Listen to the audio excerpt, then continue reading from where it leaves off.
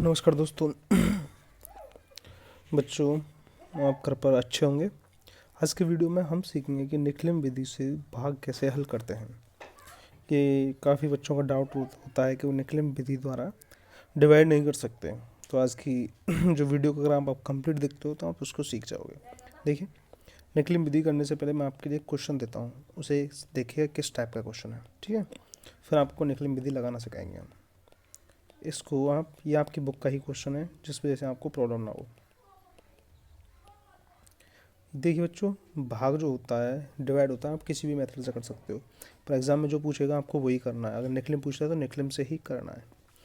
देखिए, सबसे पहले आपको इस तरह से डिवाइड दिया हुआ होगा। आपको क्या देखना है, सबसे पहले ये देखना है कि हम डिवाइड किससे कर रहे हैं। ठीक है सर, 97 से डिवाइड कर रहे हैं। देखिए, पहले मैं आपको 3-4 चीज़ें जो इंपॉर्टेंट हैं उनको बता देता हूँ। जब भी हम किसी से डिवाइड करते हैं तो उसका हमें आधार देखना पड़ता है और उपाधार देखना पड़ता है। तो आप में से कुछ बच्चे ये पूछेंगे, सर आधार क्या होता है, उपाधार क्या होता है, उपाधारण क्या होता है। तो देखिए, जैसे 97 है, अगर मैं इसका आधार मान लेता हूँ 100, ठीक है, 100 मान लेता हूँ, तो इसका विचलन कितना हुआ। तो इसका विचलन होगा सर -0.3, है कि नहीं। अगर कोई मैंने संख्या 68 ले लेता हूँ, है ना, तो 68 का अगर आधार में 10 मानता हूँ तो बताइए विचलन कितना है। सर विचलन +8 है। वो कैसे, क्योंकि 68 कब होगा, 10 × 6 करूँगा तब 60 होगा।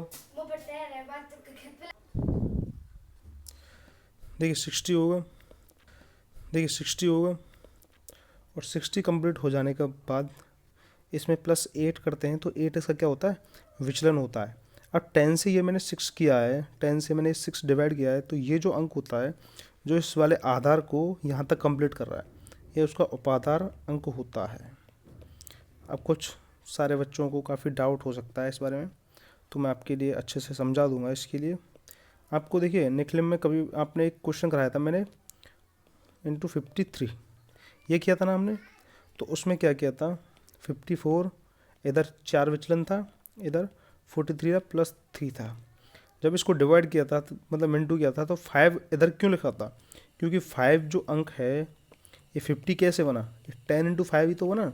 और जो 5 होता है यही क्या होता है, यही होता है उपाधार अंक होता है कि नहीं बच्चों। और ये क्या होता है, हमारा आधार होता है। तो ये चीज़ें आपको ध्यान रखना है। और जितना होता है ये +4 ये विचलन है, तो सेम हमको यहाँ डिवाइड निकालना है। तो इसका मैं आधार मान लेता हूँ, कितना आधार मान लेता हूँ 100, क्योंकि 100 के पास ज़्यादा नज़दीक है। और आधार हमको ऐसी चीज़ें माननी है, यहाँ पर हम 10 नहीं मानेंगे, क्योंकि 10 मानेंगे तो इसका विचलन काफ़ी अधिक हो जाएगा, +7 हो जाएगा। एक उपाधार अंक मिलेगा हमें 9, तो उससे ज़्यादा बेटर है कि आप छोटे वाला वो मानो ना विचलन।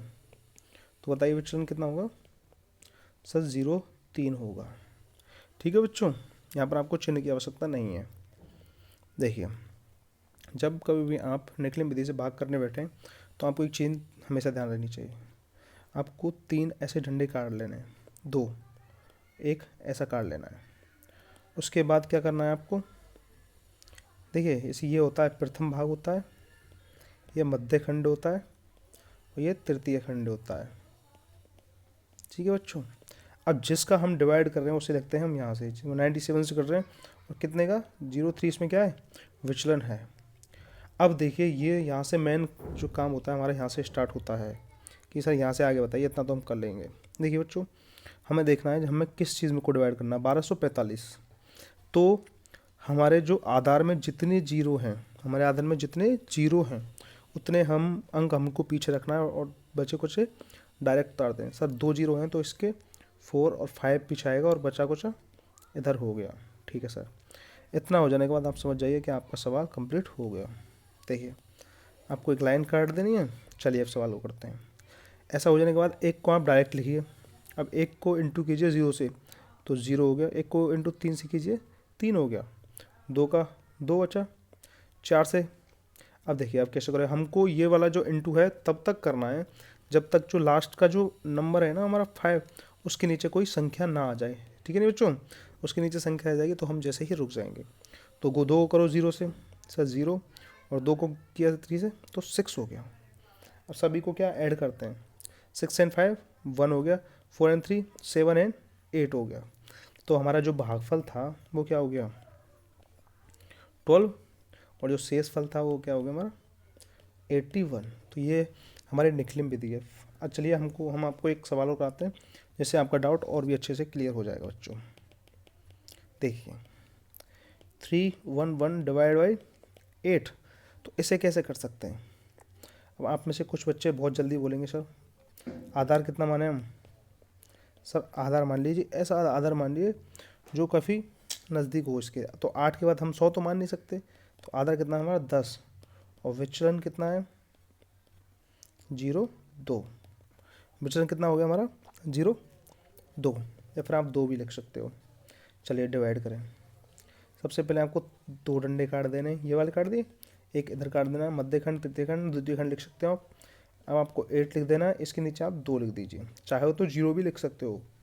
पर देखिए मैं आपको फंडा बताता हूँ, आधार में कितने अंक हैं तुम्हारे 1, तो अंक आपको कितना रखना है पीछे 1, और बचे कुछ इधर। ठीक है, देखिए सबसे पहले 3 को यहाँ लिखा, ठीक है सर। अब 3 से इसको डिवाइड कीजिए, 3 से 2 को 6, और इधर 3 से 0 को डिवाइड करोगे तो कोई मतलब नहीं निकलेगा, यहाँ पे 0 ही आएगा। ठीक है, अब देखिए 6 एंड 1 कितना हो गया 7, 7 से डिवाइड करो, 7 दूनी 14, तो 14 हमारा कहाँ आएगा यहाँ, लास्ट एक अंक आगे 4 नीचे। ठीक है बच्चों, अब लास्ट वाले अंक के नीचे हमारी संख्या आ गई, तो अपना भाग कंप्लीट। तो जोड़ते हैं इसको, कितना हो गया 15 हो गया। पर अभी देखिए हमारा भाग सही है या गलत। अभी हमारा भाग यहाँ पर कंप्लीट नहीं होता है, क्योंकि हमारे आधार में एक ही अंक होता है। तो ये जो एक होता है इसे हमें किस में ऐड करना पड़ेगा 7 में। ठीक है, तो 37, 1 प्लस इधर हो गया, 5 इधर हो गया, है कि नहीं बच्चों।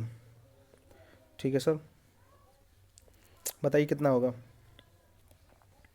ये 3 8 हो जाएगा, और यहाँ कितना बचेगा, इसमें से -8 करना है हमको। कैसे, देखिए मैं आपके लिए बताता हूँ, आपको डाउट अच्छे से क्लियर हो जाए, इस वजह से मैं आपको थोड़ा आराम से बताते हैं।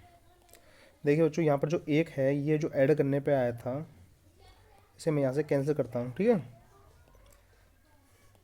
5, और ये जो 1 है ये प्लस कहाँ आएगा, 1 इधर आएगा।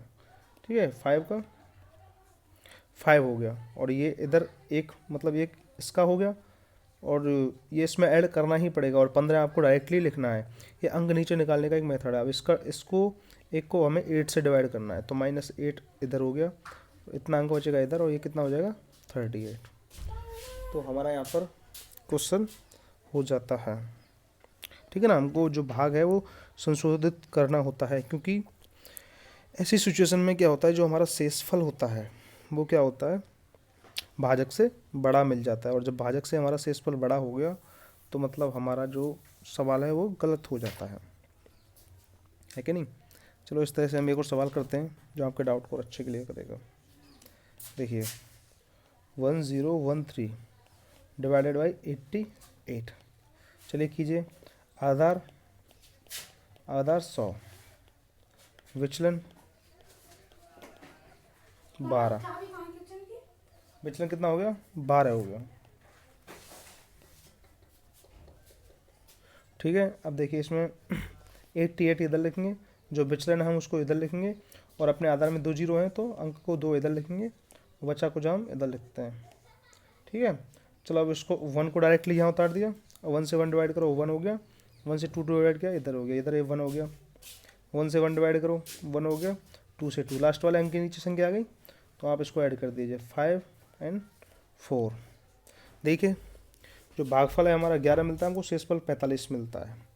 तो इसमें हमको संशोधित करने की आवश्यकता नहीं होती, क्योंकि जो हमारा शेषफल है वो छोटा ही है भाजक से। तो बच्चों क्या समझे आप, इधर जो हमारा शेषफल आया था, इधर जो हमारा शेषफल ये कितना बैठता था, ये हमारा 15 आया था यहाँ पे, है कि नहीं, और ये 15 था, ये यहाँ 8 था, ये 8 से यहाँ पर शेषफल कभी ज़्यादा बच सकता है क्या। इस वजह से एक को हमने किस में ऐड कर दिया, एक को हमने किस में ऐड कर दिया 7 में। ठीक है ना बच्चों, जब कभी भी आपका शेषफल ज़्यादा आता है तो आपको इस वाले मेथड को यूज़ करना ही है। ठीक है, नेक्स्ट चलिए दोस्तों, आप समझ ही गए होंगे। अगले जो वीडियो है उसमें एक नए मेथड के साथ बात करते हैं आपके साथ।